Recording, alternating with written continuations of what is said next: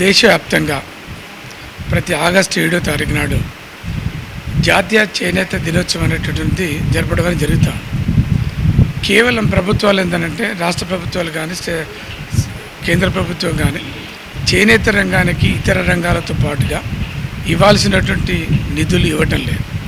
బడ్జెట్లో కేంద్ర రాష్ట్ర ప్రభుత్వాలు కేంద్ర బడ్జెట్లో కానీ రాష్ట్ర బడ్జెట్లో కానీ ఇవ్వాల్సినంత నిధులు ఇవ్వకపోవడం మూలంగా చేనేతలందరూ కూడా అర్ధాంతరంగా ఆకలి చౌతలతోటి చచ్చిపోతున్నటువంటి పరిస్థితి. అందుకనే రాష్ట్ర వ్యాప్తంగా అనేక మంది పనిచేస్తున్న సుమారు ఒక 8-10 లక్షల మంది చేనేత కార్మికులు ఈ రంగాన్ని నమ్ముకొని బతుకుతున్నారు. వీళ్ళందరికీ కూడా ఈ దినోత్సవం సందర్భంగా ప్రభుత్వం ఒక మంచి నిర్ణయం తీసుకొని వాళ్ళ యొక్క సమస్యలను పరిష్కరించాలి. వాళ్ళ యొక్క సమస్యల పరిష్కారం కోసం నిధులు కేటాయించాలి. వాళ్ళు ఆత్మహత్యలకు పాల్పడకుండా వాళ్ళని కాపాడాలి.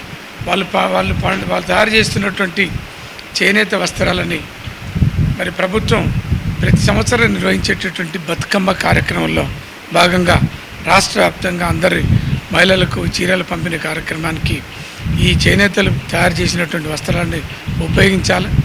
ప్రతి ప్రభుత్వ ఆఫీసులలో అన్ని రకాల పోలీస్ డిపార్ట్మెంట్ పోలీస్ స్టేషన్ల కానీ మొదలు పెడితే ప్రభుత్వం నిర్వహిస్తున్నటువంటి అన్ని ప్రభుత్వ కార్యాలయాలలో ప్రతి సంవత్సరం నెలకొక రోజు ఈ చేనేతలు తయారు చేసినటువంటి ఒక వస్త్రాలని వేసుకునేటట్టుగా ప్రభుత్వం ఆదేశాలు ఇవ్వాలి.